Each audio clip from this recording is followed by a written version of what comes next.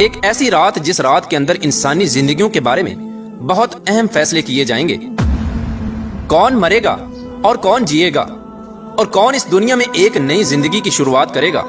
اور کون اس دنیا کو چھوڑ کر اس دنیا کو الوداع کہے گا۔ کون غریب سے امیر بن جائے گا، اور کس کی زندگی کا زوال شروع ہونے والا ہے، اور کن لوگوں کے نام مردہ لوگوں کی لسٹ میں لکھ دیے جائیں گے۔ پیارے دوستو، آج کی اس منفرد ویڈیو میں ہم آپ کو بتائیں گے کہ شب برات کی حقیقت کیا ہے، اس رات میں نامہ اعمال کیوں تبدیل ہوتے ہیں، اور اس رات میں انسانوں کے بارے میں کون کون سے اہم فیصلے کیے جاتے ہیں، اور اگر خدا نخواستہ ہمارا نام بھی مردہ لوگوں کی لسٹ میں لکھ چکا ہو تو ہمیں کیا کرنا چاہیے۔ اس رات کتنے لوگوں کی مغفرت کی جاتی ہے، اور اس رات کون سے وہ بدبخت لوگ ہیں جن کی مغفرت نہیں کی جاتی، اور حضور صلی اللہ تعالی علیہ وآلہ وسلم نے اس رات کون کون سے عمل کرنے کا ارشاد فرمایا، اور باتقاضۂ مسلمان ہم کو شب برات کو کس طرح گزارنا چاہیے۔ پیارے دوستو، ان تمام تر سوالات کے جوابات قرآن و حدیث کی روشنی میں آج کے اس ویڈیو میں ہم آپ کو بتائیں گے، لہٰذا آپ سے گزارش ہے کہ ہماری اس ویڈیو کو اینڈ تک ضرور دیکھیے گا۔ پیارے دوستو، شعبان المعظم کی 15ویں رات کو شب برات کہا جاتا ہے۔ شب رات کو کہتے ہیں، اور برات کے معنی ہے بری ہونا، چونکہ اس رات کو مسلمان توبہ کر کے اور اللہ تبارک و تعالیٰ کی بارگاہ میں اپنے گناہوں کی معافی طلب کرتے ہیں، اور اللہ تبارک و تعالیٰ کی بارگاہ میں اپنے گناہوں کو چھوڑنے کا عہد کرتے ہیں، تو اللہ تبارک و تعالیٰ اپنی رحمت کے صدقے بے شمار مسلمانوں کو جہنم سے نجات دیتا ہے، اس لیے اس رات کو شب برات کہتے ہیں۔ حضرت عطا بن یسار رضی اللہ تعالی عنہ بیان فرماتے ہیں کہ لیلۃ القدر کے بعد شعبان کی 15ویں رات سب سے افضل رات ہے۔ پیارے دوستو، آپ کو بتاتے چلیں کہ شب برات فرشتوں کے لیے اللہ تبارک و تعالیٰ نے عید کا دن مقرر کیا ہے۔ جس طرح کہ اللہ تبارک و تعالیٰ نے زمین پر رہنے والے انسانوں کو 2 عیدیں عطا فرمائیں، اسی طرح اللہ تبارک و تعالیٰ نے آسمان والوں کے لیے بھی 2 عیدیں مقرر کر رکھی ہیں، ایک شب برات اور دوسری شب قدر۔ انسان چونکہ یہ دونوں عیدیں دن میں مناتے ہیں، جبکہ فرشتے یہ دونوں عیدیں رات کو مناتے ہیں۔ اللہ تبارک و تعالیٰ نے ان دونوں راتوں کو فرشتوں کے لیے عید اس لیے مقرر کیا کیونکہ انسان رات کو سو جاتا ہے، جبکہ فرشتے رات کو سوتے نہیں، وہ ہر وقت اللہ تبارک و تعالیٰ کی عبادت میں مصروف رہتے ہیں۔ پیارے دوستو، شب برات کے متعلق اللہ تبارک و تعالیٰ قرآن پاک میں ارشاد فرماتا ہے، قسم ہے اس روشن کتاب کی، بے شک ہم نے اسے برکت والی رات میں اتارا، بے شک ہم ڈر سنانے والے ہیں۔ اس میں بانٹ دیا جاتا ہے ہر حکمت والا کام۔ اس آیت کریمہ کی تفسیر میں مفسرین لکھتے ہیں کہ اس شب سے مراد شب قدر یا شب برات ہے، اور حضرت اکرمہ رضی اللہ تعالی عنہ اور دیگر مفسرین بیان کرتے ہیں کہ لیلۃ مبارکہ سے مراد شب برات ہے۔ پیارے دوستو، اس رات کے اندر ان تمام لوگوں کی فہرست تیار کی جاتی ہے جو اس دنیا کے اندر زندہ رہنے والے ہوں گے، اور جو اس سال کے اندر مرنے والے ہوں گے، اور جو حج کرنے والے ہوں گے۔ ان تمام لوگوں کے نام اس فہرست کے اندر لکھے جاتے ہیں۔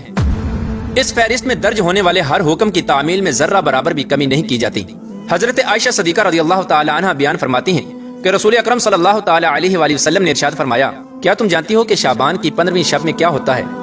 تو حضرت عائشہ صدیقہ رضی اللہ تعالی عنہ نے عرض کیا، یا رسول اللہ صلی اللہ تعالی علیہ وآلہ وسلم، آپ ہی ارشاد فرما دیجئے۔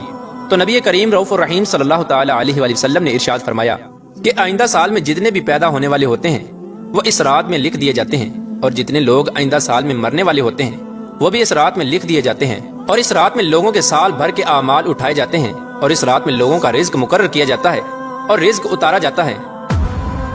حضرت عطا بن یسار رضی اللہ تعالی عنہ بیان فرماتے ہیں کہ شعبان کی 15ویں رات اللہ تبارک و تعالی ملک الموت کو ایک فہرست دے کر حکم فرماتا ہے کہ جن جن لوگوں کے نام اس فہرست میں لکھے ہیں ان کی روحوں کو آئندہ سال مقررہ وقتوں پر قبض کرنا۔ پیارے دوستو، اس رات میں لوگوں کی زندگی اور موت کا فیصلہ ہو چکا ہوتا ہے، جبکہ لوگوں کے حالات یہ ہوتے ہیں کہ وہ اپنی دنیا میں مگن ہوتے ہیں۔ کوئی اپنا بینک بیلنس بڑھانے کے چکر میں لگا ہوتا ہے، تو کوئی اپنی کوٹھی اور بنگلہ تیار کرنے کی کوشش میں لگا ہوتا ہے، تو کوئی اپنی شادیوں کی تیاریوں میں لگا ہوتا ہے، جبکہ وہ یہ نہیں جانتا کہ اس کا نام مردہ لوگوں کی لسٹ میں لکھا جا چکا ہے۔ حضرت عثمان بن محمد رضی اللہ تعالی عنہ سے مروی ہے کہ سرور کائنات حضرت محمد مصطفیٰ صلی اللہ تعالی علیہ وآلہ وسلم نے ارشاد فرمایا کہ ایک شعبان سے دوسرے شعبان تک لوگوں کی زندگی منقطع کرنے کا وقت اس رات میں لکھا جاتا ہے، یہاں تک کہ انسان شادی بیاہ کرتا ہے اور اس کے بچے پیدا ہوتے ہیں، حالانکہ اس کا نام مردوں کی فہرست میں لکھا جا چکا ہوتا ہے۔ پیارا دوستو، شب برات کی ایک بہت بڑی خصوصیت یہ بھی ہے کہ اس رات میں اللہ تبارک و تعالیٰ بے شمار لوگوں کی بخشش فرماتا ہے، جیسا کہ حضرت عائشہ صدیقہ رضی اللہ تعالی عنہ بیان فرماتی ہیں کہ ایک رات میں نے حضور اکرم صلی اللہ تعالی علیہ وآلہ وسلم کو اپنے پاس نہ پایا، تو میں آپ کی تلاش میں نکلی۔ میں نے دیکھا کہ حضور پاک صلی اللہ تعالی علیہ وآلہ وسلم جنت البقیع میں تشریف فرما ہیں، اور آپ صلی اللہ تعالی علیہ وآلہ وسلم نے فرمایا، کیا تمہیں یہ خوف ہے کہ اللہ تبارک و تعالی اور اس کا رسول تمہارے ساتھ زیادتی کریں گے؟ میں نے عرض کیا، یا رسول اللہ صلی اللہ تعالی علیہ وآلہ وسلم، مجھے یہ خیال ہوا کہ شاید آپ کسی دوسری اہلیہ کے پاس تشریف لے گئے ہیں، تو حضور پاک صلی اللہ تعالی علیہ وآلہ وسلم نے ارشاد فرمایا، بے شک اللہ تبارک و تعالی شعبان کی 15ویں شب آسمان دنیا پر اپنی شان کے مطابق جلوہ گر ہوتا ہے اور قبیلہ بنو کلب کی بکریوں کے بالوں سے بھی زیادہ لوگوں کی مغفرت فرماتا ہے۔ حضرت ابو بکر صدیق رضی اللہ تعالی عنہ روایت کرتے ہیں کہ حضور اکرم صلی اللہ تعالی علیہ وآلہ وسلم نے ارشاد فرمایا کہ شعبان کی 15ویں شب میں اللہ تبارک و تعالی آسمان دنیا پر اپنی شان کے مطابق جلوہ گر ہوتا ہے اور اس شب میں ہر کسی کی مغفرت فرما دیتا ہے سوائے ان لوگوں کے جو شرک کرنے والے ہوں اور بغض رکھنے والے ہوں۔ اور ایک دوسری روایت میں آتا ہے کہ نبی کریم رؤوف الرحیم صلی اللہ تعالی علیہ وآلہ وسلم نے ارشاد فرمایا کہ اللہ تبارک و تعالی شعبان کی 15ویں شب میں اپنے رحم و کرم سے تمام مخلوقات کی بخشش فرما دیتا ہے سوائے ان لوگوں کے جو شرک کرنے والے ہوں اور کینہ رکھنے والے ہوں۔ حضرت عبداللہ بن عمر بن عاص رضی اللہ تعالی عنہ سے روایت ہے کہ حضور اکرم صلی اللہ تعالی علیہ وآلہ وسلم نے ارشاد فرمایا کہ شعبان کی 15ویں رات میں اللہ تبارک و تعالی اپنی رحمت سے 2 شخصوں کے علاوہ سب لوگوں کی مغفرت فرما دیتا ہے، ایک وہ شخص جو کینہ رکھنے والا ہو اور دوسرا وہ شخص جو کسی کو ناحق قتل کرنے والا ہو۔ پیارا دوستو، شب برات میں فرشتوں کو بعض امور دیے جاتے ہیں اور شب برات ایک ایسی رات ہے جس میں اللہ تبارک و تعالی مسلمانوں کی مغفرت فرماتا ہے اور دعاؤں کو قبول کرتا ہے، جیسا کہ حضرت عثمان رضی اللہ تعالی عنہ روایت کرتے ہیں کہ حضور اکرم صلی اللہ تعالی علیہ وآلہ وسلم نے ارشاد فرمایا، جب شعبان کی 15ویں شب آتی ہے تو اللہ تبارک و تعالی کی طرف سے یہ اعلان ہوتا ہے کوئی مغفرت طلب کرنے والا کہ اس کے گناہ بخش دوں، ہے کوئی مجھ سے معافی مانگنے والا کہ اسے عطا کروں۔ اس وقت اللہ تبارک و تعالی سے جو مانگا جائے وہ ملتا ہے، وہ سب کی دعا قبول فرماتا ہے سوائے بدکار عورت اور مشرک شخص کے۔ حضرت علی رضی اللہ تعالی عنہ سے روایت ہے کہ غیب بتانے والے آقا و مولا حضرت محمد مصطفیٰ صلی اللہ تعالی علیہ وآلہ وسلم نے ارشاد فرمایا،